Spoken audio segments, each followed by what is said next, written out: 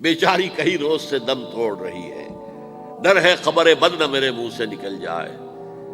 تقدیر تو مبرم نظر آتی ہے ولیکن پیران کلیسا کی دعا ہے کہ یہ ٹل جائے۔ تو پہلی بات میری ختم ہوئی، عالمی نظام خلافت دنیا کی تقدیر مبرم ہے، ہو کر رہے گی، اس میں کسی صاحب ایمان کو کوئی شک، کوئی شبہ، کوئی ریب نہیں ہونا چاہیے۔ البتہ اس کا اب دوسرا پہلو کیا ہے، اس کا آغاز کہاں سے ہوگا؟ پہلی بات تو یہ، ہمارے بعض لوگوں کے ذہنوں میں، سادہ دل لوگ وہ سمجھتے ہیں کہ پوری دنیا میں ایک ہی دفعہ آ جانی چاہیے۔ یہ کوئی علاقائی خلافت تو نہیں ہو سکتی، خلافت تو عالمی ہوتی ہے۔ ان سے میں کہتا ہوں، عالمی خلافت کب تھی جناب؟ یہ تو نہ خلافت راشدہ میں عالمی تھی، کیا ہندوستان شامل تھا اس میں؟ کیا چین شامل تھا؟ کیا یورپ شامل تھا؟ اور پھر جو خلافت کے نام سے جو ملوکیت چلی ہے، وہ بھی صرف دور بنو امیہ میں کہہ سکتے ہیں کہ وہ پورا عالم اسلام کم سے کم اس کے تحت تھا۔ بعد میں خلافت عباس، بنو عباس میں، اور فاطمیین کی خلافت میں، اور آل عثمان جو ہیں آٹومان ٹرکس کی خلافت میں ٹکڑے تھے، حصے بکھرے تھے، کوئی مانتا تھا، کوئی نہیں مانتا تھا۔ اور سب سے بڑی بات یہ، اگر ایک دم پوری دنیا پر خلافت قائم ہو سکتی تو حضور کے دست مبارک سے ہوتی، لیکن نہیں ہوئی۔ نتیجہ کیا نکلا؟ ایک ملک میں حضور نے قائم کر دی، جزیرہ نما عرب، یہاں خلافت قائم ہو گئی، حضور خلیفہ ہے۔ اس کے بعد آپ کے خلفائے راشدین نے پھر اس کو وسعت دی، شرقاً غرباً شمالاً۔ 3 کالمز نکلے ہیں فوجوں کے، صحابہ کرام کے، 3 کالمز، ایک ایسٹ ورڈ، ایک ویسٹ ورڈ، ایک نارتھ ورڈ۔ ایک عراق کو فتح کرتے ہوئے ایران میں پہنچ گیا، خراسان تک چلا گیا۔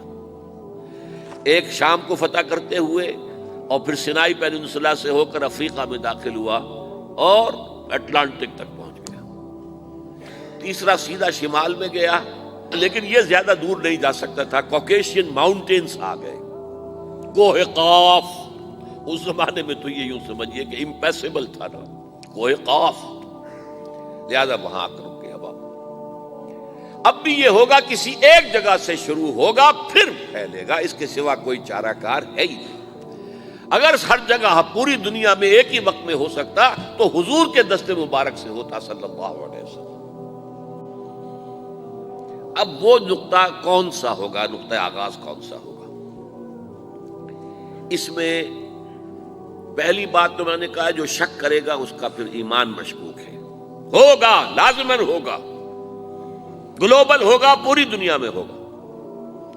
کہاں سے شروع ہوگا اس میں آپ اختلاف کر سکتے ہیں، لیکن مجھے تو 2 حدیثیں تو ملی ہیں جن سے یہ اندازہ ہوتا ہے کہ یہ اس مشرقی خطے سے ہوگا، عرب کے مشرق کی جانب کسی ملک سے ہوگا، کسی خطے سے ہوگا۔ وہ حدیثیں بھی اب آپ پڑھ لیجیے پہلے۔ پھر میں کہہ رہا ہوں، یہ خزانہ ہے جو ہم نے آپ کی خدمت میں پیش کیا ہے، کاش کہ آپ اس کی قدر کر سکیں، یہ حدیثیں آپ کو ازبر ہو جائیں، یاد ہو جائیں، لوح قلب پر نقش ہو جائیں۔ ہندوستان اور خراسان یعنی موجودہ افغانستان کا ذکر ابن ماجہ کی روایت ہے، عن عبداللہ ابن الحارث رضی اللہ تعالی عنہ قال رسول اللہ صلی اللہ علیہ وسلم یخرج ناس من المشرق یؤتئون للمہدی یعنی سلطانہ، یعنی سلطانہ، دونوں طرح سے پڑھ سکتے ہیں۔ حضرت عبداللہ ابن حارث فرماتے ہیں رضی اللہ تعالی عنہ کہ حضور نے ارشاد فرمایا، مشرق کی طرف سے وہ فوجیں نکلیں گی، لوگ آئیں گے جو عرب میں مہدی کی حکومت قائم کریں گے۔ یہ مہدی کون ہوں گے اس کا ذکر میں ذرا بعد میں کروں گا، لیکن نوٹ کر لیجئے کہ مہدی سے پہلے لازماً کسی مشرقی علاقے کے اندر وہ نظام قائم ہو چکے گا، تب وہاں سے فوجیں آئیں گی نا۔ یہ مشرق کون سا ہے؟ عرب کے مشرق میں آپ چلیے، ایران بھی آ جائے گا، افغانستان بھی ہے، پاکستان بھی ہے، اور اگر اسے اور توسیع دیں تو ہندوستان بھی ہے۔ یہ ہے عرب کا مشرق، اس سے فوجیں جائیں گی۔ اس کا کیا مطلب ہے کہ اس میں سے کسی جگہ پر نظام خلافت پہلے قائم ہو جائے گا، تاکہ وہاں سے فوجیں جائیں گی جو جزیرہ نما عرب میں حضرت مہدی کی حکومت کو قائم کریں گی۔ اب دوسری حدیث سنیے، یہ سنن ابن ماجہ کی حدیث تھی جو میں نے آپ کو سنائی، آپ نے پڑھی۔ دوسری، عن ابی ہریرہ رضی اللہ تعالی عنہ، یہ ترمذی شریف کی روایت ہے، قال قال رسول اللہ صلی اللہ علیہ وسلم یخرج من خراسان رایات سود لا يردها شیء حتی تنصب بإیلیا۔ خراسان کے علاقے سے سیاہ جھنڈے لے کر فوجیں آئیں گی، ان کا رخ کوئی موڑ نہیں سکے گا، ان کو پیچھے پھیر نہیں سکیں گے کوئی بھی، یہاں تک کہ وہ یروشلم میں جا کر جھنڈے نصب کر دیں گے۔ ایلیا حضور کے زمانے میں یروشلم کو کہتے تھے۔ یہ یروشلم تھا جب حضرت سلیمان کی حکومت تھی، اور یہاں پر معبد سلیمانی، ہیکل سلیمانی قائم ہوا، پھر یہ یروشلم ہی رہا ہے تاریخ میں، یہاں تک کہ سن 70 عیسوی میں جب ٹائٹس رومی جنرل نے اس کو گرایا، ختم کیا، سیکنڈ ٹیمپل گرا دیا، اور یہاں سے یہودیوں کو کہا نکل جاؤ یہاں سے، کوئی یہودی باقی نہیں رہا، بالکل تہو بالا برباد کر دیا۔ اس کے کوئی 150 سال بعد ہیڈریان، رومن ایمپرر ہیڈریان، اس نے پھر دوبارہ آباد کیا اس شہر کو۔ 150 سال تک یہ بالکل بنجر اور بالکل غیر آباد پڑا تھا۔ اب ہیڈریان نے جب آباد کیا تو اس کا نام ایلیا رکھا، اب یروشلم نام نہیں تھا۔ تو حضور کے زمانے میں پھر اس کا نام ایلیا تھا، اور اب اس سے کیا معلوم ہو رہا ہے کہ یہ یروشلم مسلمانوں کے قبضے سے اس وقت نکلا ہوا ہوگا۔